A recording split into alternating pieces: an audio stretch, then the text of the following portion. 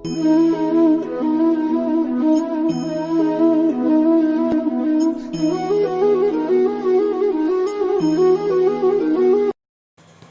कृष्णा।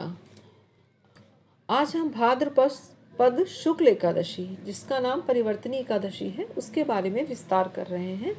ध्यानपूर्वक सुनिए। युधिष्ठिर बोले, हे भगवान, भादो मास के शुक्ल पक्ष की एकादशी का नाम क्या है, इसकी विधि और महत्व क्या है, उस एकादशी का व्रत करने से कौन सा फल मिलता है तथा उसका उपदेश क्या है, कृपा करके विस्तार पूर्वक कहिए। श्री कृष्ण भगवान बोले, हे राजन, पूर्ण स्वर्ग और मोक्ष देने वाली तथा सब पापों का नाश करने वाली भादों के शुक्ल पक्ष की एकादशी को परिवर्तनी एकादशी कहते हैं। इसको वामन जयंती भी कहते हैं। अब मैं आपको इस एकादशी की कथा कहता हूँ।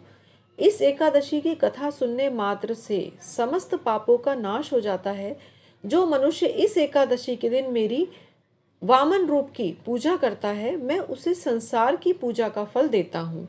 उससे तीनों लोग पूजी होते हैं। अतः मोक्ष की कामना करने वाले मनुष्य इस व्रत को अवश्य करें। जो मनुष्य कमल नयन भगवान का कमल से पूजन करते हैं, वे अवश्य ही भगवान के समीप जाते हैं तथा भगवान के धाम को प्राप्त करते हैं। जो मनुष्य भादों शुक्ल एकादशी को वामन भगवान का व्रत और पूजन करते हैं, वे तीनों देवता ब्रह्मा विष्णु महेश सहित तीनों लोकों का पूजन करते हैं। जो मनुष्य इस एकादशी का व्रत करते हैं, उन्हें इस संसार में कुछ भी करना शेष नहीं रहता। भादो शुक्ल एकादशी का व्रत पूजन और रात्रि जागरण विधि पूर्वक संपन्न करने वाले त्रिदेव का पूजन संपन्न करते हैं। अतः एकादशी का व्रत अवश्य करना चाहिए। इस एकादशी के दिन श्री विष्णु भगवान करवट लेते हैं, इसलिए इसे परिवर्तनी एकादशी कहते हैं। भगवान के वचन सुनकर धर्मराज युधिष्ठिर बोले, हे मधुसूदन, आप किस प्रकार सोते हैं तथा करवट लेते हैं?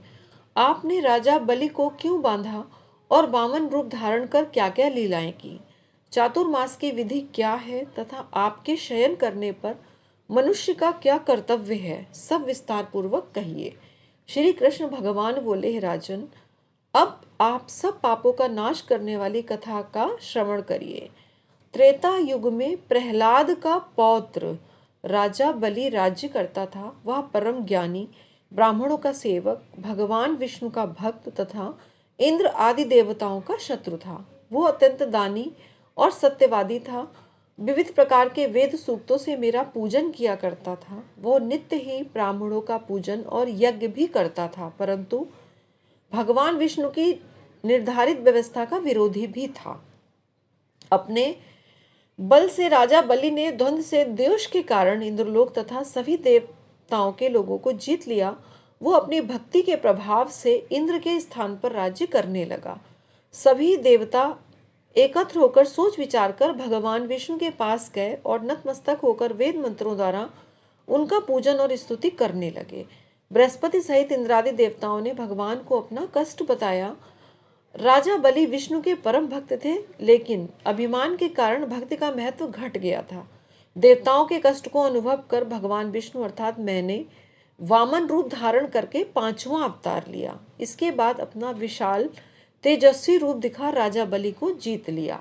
इस पर युधिष्ठिर बोले, हे जनार्दन, आपने वामन रूप धारण करके उस महाबली दैत्य को किस प्रकार जीता, विस्तार पूर्वक बताइए।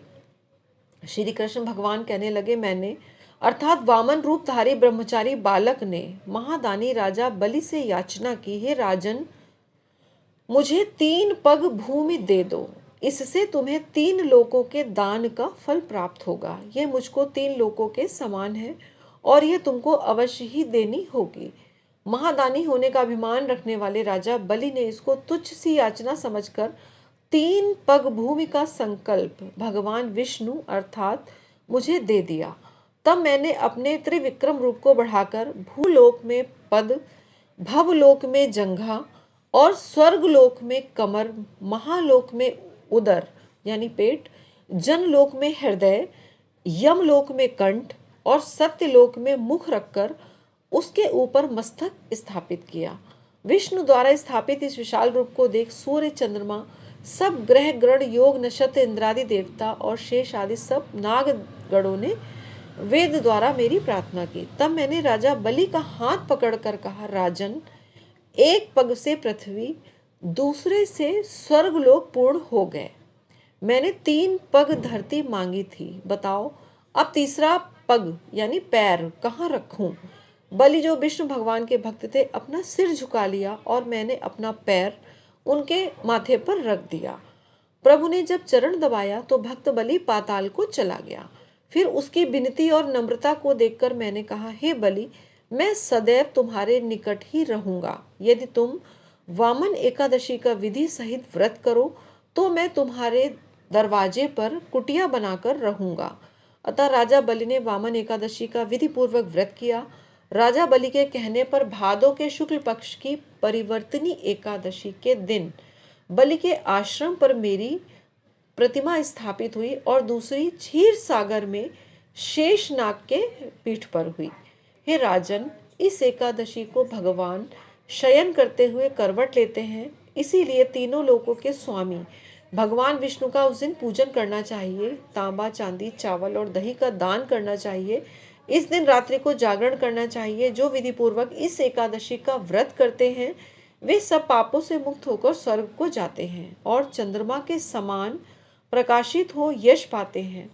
जो मनुष्य पापों का नाश करने वाली इस कथा को पढ़ते या सुनते हैं उन्हें 1000 अश्वमेध यज्ञ का फल प्राप्त होता है। हरे कृष्णा कृष्ण कृष्ण हरे हरे, हरे राम राम राम हरे हरे। हरे कृष्णा। जय जय श्री राम।